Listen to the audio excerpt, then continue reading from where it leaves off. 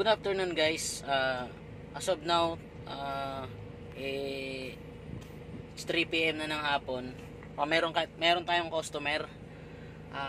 Ang concern niya is ayaw mag-start, di umi-start. So ngayon, visual inspection tayo sa auto.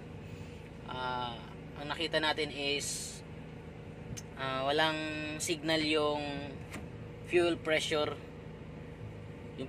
regulator. Walang signal ng positive cranking ventilation, positive cranking.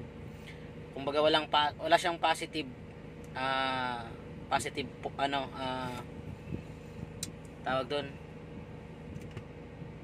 positive signal papuntang fuel pressure regulator.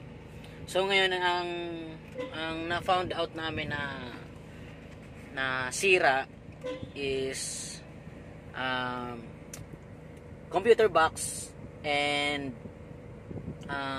injector pinakalibrate, tsaka yung injection pump pinakalibrate din.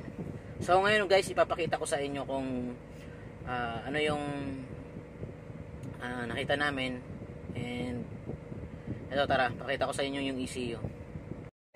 So guys, ito nga pala yung nakita natin sa ECU, visual inspection natin. So nakita namin na ayun, sunog yung ECU. So kaya walang positive supply yung fuel pressure regulator. Ito, kaya walang supply yan kasi sunog tong ECU.